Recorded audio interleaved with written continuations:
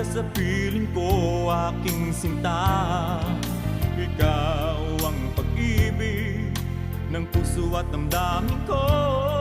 Mapakailanman ikaw lang ang ibigin ko. Ikaw lang ang tanging mahal ko sa buong buhay kong ito. Pag-ibig ko'y tanging ikaw lamang, sa puso ko'y nag-isa ka lang.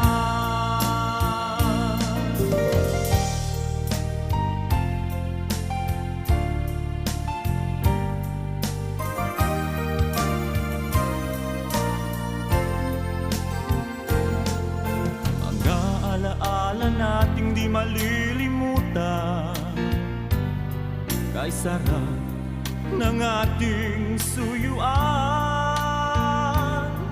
Lagi kong natatandaan, maligayang araw nating nagdaan. Pag-ibig ko'y tanging ikaw lamang. Ikaw lang ang tanging mahal ko sa buong buhay kong ito. Pag-ibig ko'y tanging ikaw lamang, sa puso ko'y nag-isa ka lang.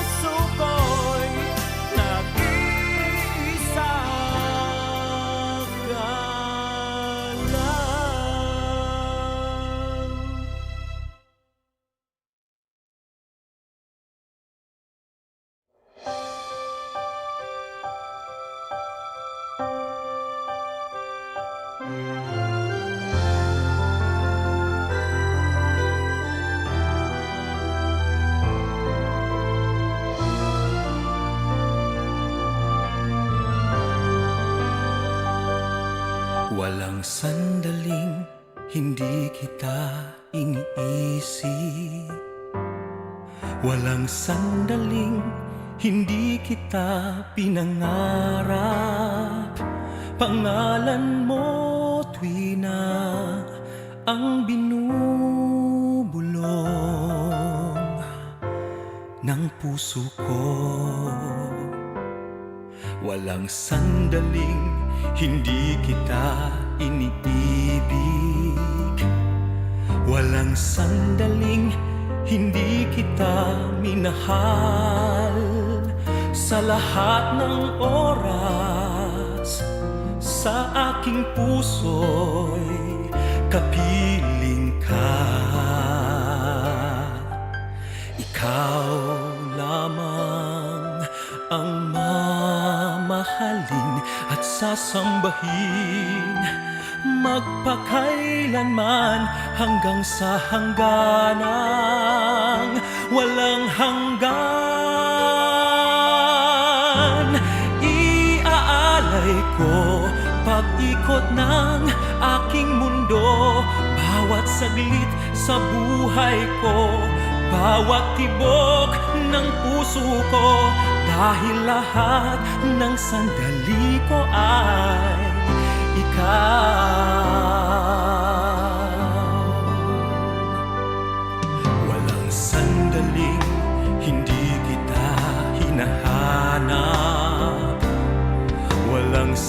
madaling hindi kita naalala. Sa araw at gabi, sa buong magdamag, panaginip ka.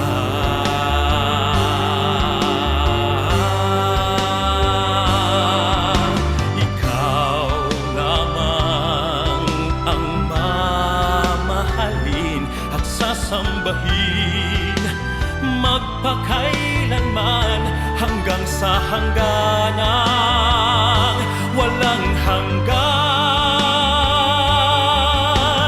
Iaalay ko pag-ikot ng aking mundo, bawat saglit sa buhay ko, bawat tibok ng puso ko, dahil lahat ng sandali ko ay ikaw. Habang ang puso ko'y tumitibok at nagmamahal, wala nang iibigin pa kundi ikaw. Hanggang sa huling sandali mananatili, pag-ibig kong wagas sa'yo lang hanggang wakas.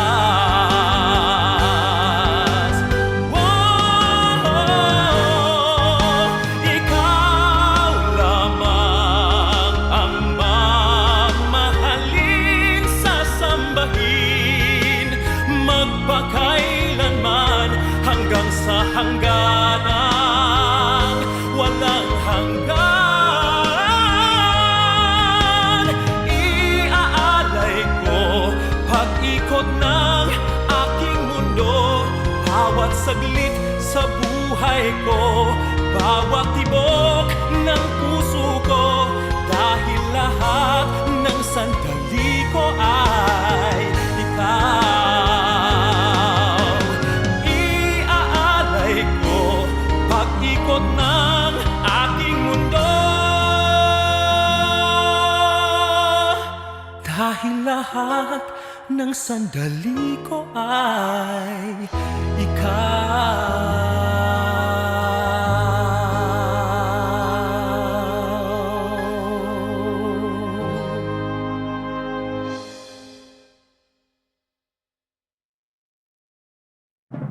Bayang magiliw, perlas ng silanganan, alam ng puso, sa dibdib mo'y buhay. Lupang hinirang, duyan ka ng magiting, sa manlulupi, di ka pasisingil. Sa dagat at bundok, sa simoy at sa langit mong paghaw, may nilang ang tula at awit sa paglayang minamahal. Ang kisap ng watawat mo'y tagumpay na nagdidikit, ang bituin at araw niya kailan pang may magdidilim. Lupa ng araw ng walo aming pagsikta, buhay ay langit sa piling ko. Aming ligaya na pag may mga apit, at mamatay ng dahil sa'yo. Morning is fast approaching. Let us awaken to the dawn of the new day with God as our constant guide. God our Father, may you grant us wisdom in our decision, courage to rise from all our mistakes, devotions to our duties, and gladness to share and cooperate for the good of our families and our community. May you spark in us a love for the truth and respect for one another. May you preserve us from false pride, unselfishness, and help us to live in peace with one another as brothers. Amen. Good morning. This is radio station DYWB, now signing on. DYWB is a commercial radio station owned and operated by the People's Broadcasting Service Incorporated. as authorized by the National Telecommunications Commission. DYWB operates daily from 4 o'clock in the morning to 11 o'clock in the evening on 630 kilohertz with a power of 10,000 watts DYWB is broadcasting from Bacolod City, Republic of the Philippines. DYWB is maintained and operated by the following personnel, duly licensed by the National Telecommunications Commission. First-class radio telephone operators. Joselito Pagayon, Chief Technician with license number 94-1PVI-12314.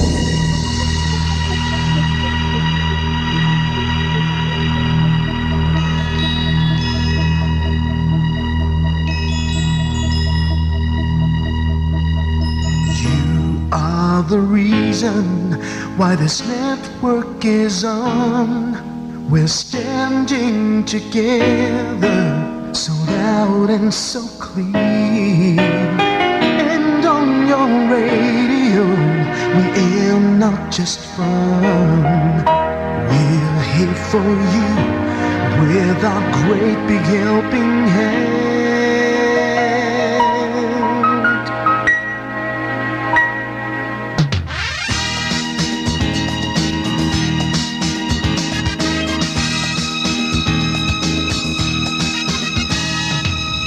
Are the reason why this network is on. We're standing together, so loud and so clear. And on your radio, we air not just fun. We're here for you with our great big helping hand. We have the power to tell the truth without fear, with favor to no one. We stand as one. Turn on your radio and stay where you are. Listen to the Bombo and we'll take you near or far. We are here to speak the truth and let you know we are here for anyone who needs a helping hand. We are here to find the way to freedom and peace, justice for all, make this world a better place. We are the CBS, the NBN, the PBS, Bombo Radio Philippines. We listen to the voices with no acts of arrogance, with candor and politeness. We are pledged to everyone. We dedicate ourselves, our fortunes, our lives. No matter what it takes, no matter what is sacrificed. We are here to speak the truth and let you know we are here for anyone who needs a helping hand. We are here to find the way to freedom and peace, justice for all, make this world a better place. We are the CBS, the NBN, the PBS, Bombo Radio Philippines. Bombo Radio is here for you to let you know what's new. And because we care, we listen, we hear all the cries and whispers. We shall be free and fair. We are here to speak the truth and let you know we are here for anyone who needs a helping hand. We are here to find the way to freedom and peace and justice for all, to make this world a better place. We are the CBS, the NBN, the PBS, Bombo Radio Philippines. We are the CBS, the NBN, the PBS, Bombo Radio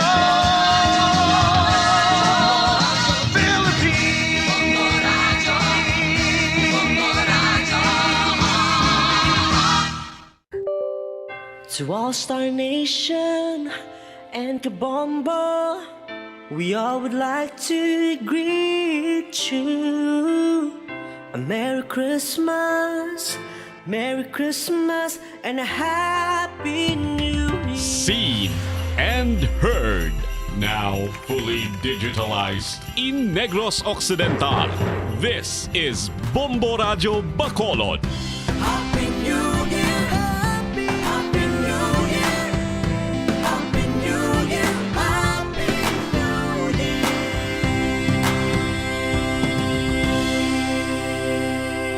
Basta Radio Bombo! Bombo Radyo Bacolod. Paradyo Bombo!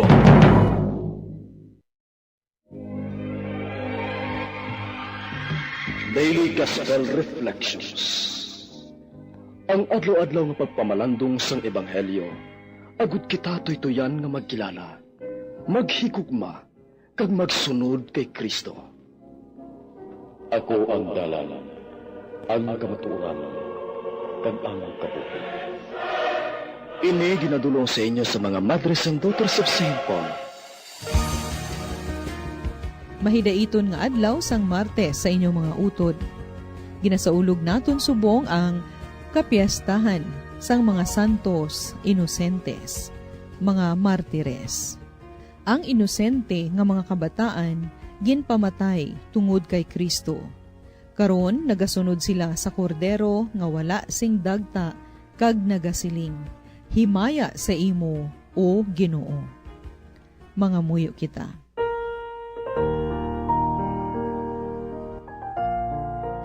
O Dios nga amon amay, karon nga adlaw, ginhimaya ikaw sang inosentes nga mga martires. Indi paagi sa ila paghambal, kundi paagi sa ila pagkamatay.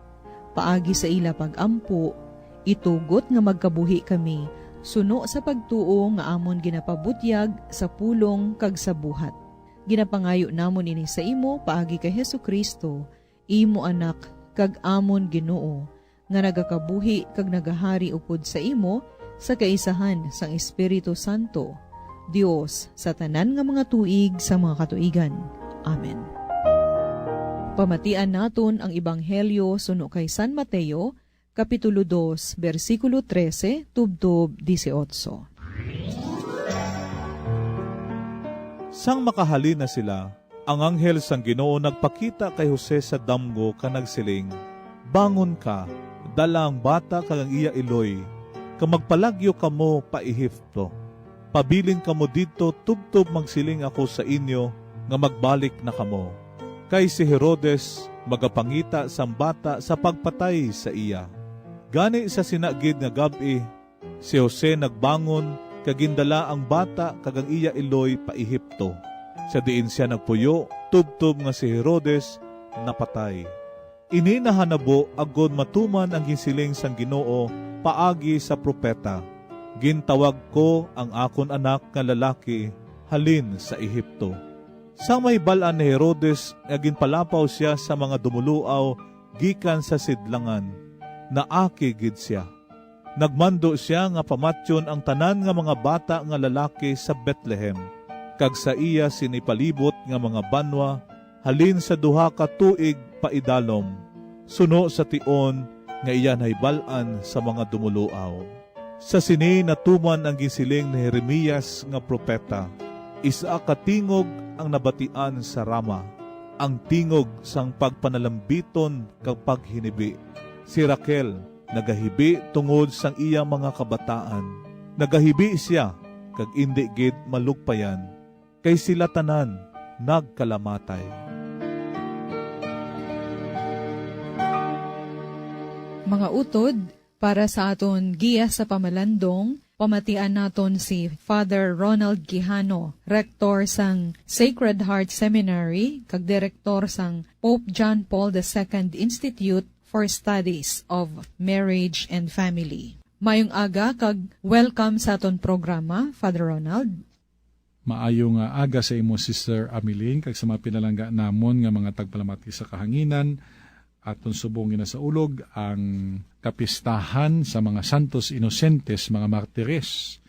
Nga ang gimbutangan inali piyesta sa mga martyrs.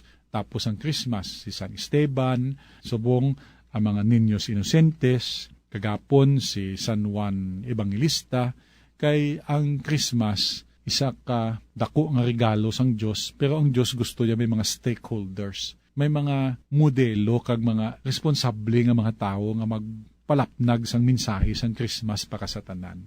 Tiamoy na nga ang mga martires ang ila pamaagi sa pagpalapnag sang mayong balita, amoy ang pag-ula sang ila dugo para sa Ginoo nga nabanhaw. Tiamo man na si San Juan, no, pagi sa pagsulat niya sa Ebanghelyo, muna niya pamaagi, agud mapalapnag ang mayong balita. So there's an urgent need to convey, to announce the good news about the birth of Jesus as our Lord.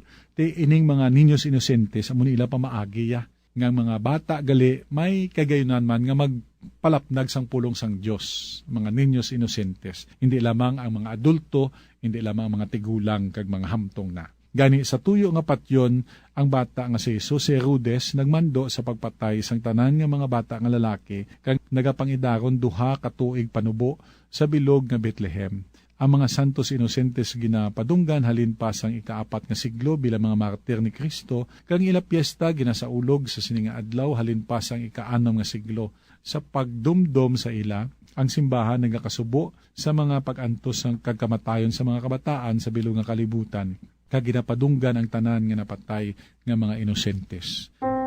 Sa Ebanghelyo naton, batian naton kung paano ginhingabot ni Herodes no ang mga kabataan. Si Herodes, hindi siya makabasa sang kahulugan sang bituon, hindi niya makita, tungod kay wala siya pagtuo. Imbes na malipay siya nga ang Kristo na tao na sa Bethlehem, naakig siya, kay basi may mabulos na sa iya nga trono. Tamoy na nga giningabot niya ang mga kabataan, laging papatay.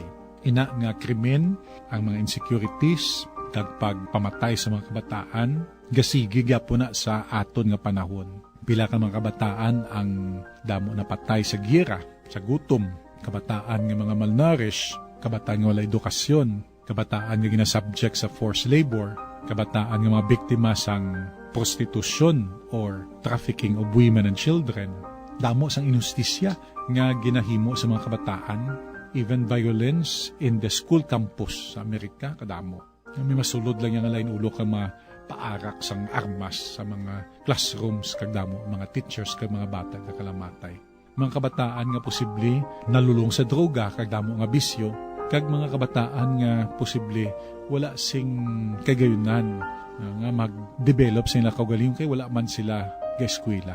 Kabataan nga masakit, kabataan nga may depekto sa ilang personal nga mga nga kabuhi, iban sa ila bulag, kung sungi, o kung apa, o kung lupog, kung nga masakit, kabataan nga posible ginabandonar sa ilang mga ginikanan tungod kay sigilang away kay nagabulagay. Kabataan nga posible ay nagapaminsar nga ginabandonar naman sila sang Dios. Kay wala naman may nagapalangga kag nagaulikid sa ila. Ti sa sini nga Christmas, sila aton ginadumdum kag ginapasidunggan kag gina-recommit nato ng aton kaugalingon to always help accompany the children and the young so that they have a better kind of life. Kabay pa nga ang mga niños inosentes na mangin aton inspirasyon nga may pamaagi man sila sa paghalad sa matud nga pagsimba sa Ginoo, bisan hindi sila mayo makahambal, wala sila sang tingog, wala sila pamatian sa sosyedad. Ang ila mismo nga kabuhi ilagin halad para sa paghimaya sa Dios. Kasi sa subong adlaw, ang atong permi ginahimo, kung Innocents Day, ginainto nato ng tao, naintoan na kamo. So, kabay pa nga, hindi lamang amo sina permi aton nga practices, nga intoanay, patalangon, tripan ang isa katao, sundugon. Kundi nga, kita mismo, we remain always truthful, at the same time, honest and charitable, na we promote harmonious relationship and unity and with one another. Amen. Mga abyan, tubtub na lang anay kita diri. Akon gid ginapasalamatan ang tanan nga Pauline cooperators, collaborators, benefactors kag tagdumalahan sang sini nga istasyon. Kung gusto ninyo iupod ang inyong mga intensyon sa amon pagpangamuyo, ipadala lang ninyo ini sa Pauline's Media Center, Daughters of St. Paul, Bacolod, 29 Corner Hernaez, Pinares Streets, 6100, Bacolod City. Daughters of St. Paul, Iloilo, 425 E. Lopez Street, 5000, Haro, Iloilo City. Telephone number 320-9487. O mag-text sa 0943-5410-771. Sa ngalan sang mga madre sang Daughters of St. Paul, ini si Sister Ameline B. Paglinawan. Kabay nga ang paghidait ni Kristo nga amo ang dalan, ang kamatuuran, kag ang kabuhi, magpabilin sa aton tanan.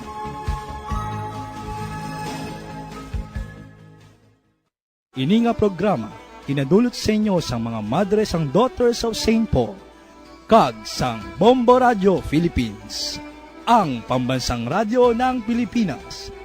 Basta Radio, Bombo! Bombo Radio. To all stars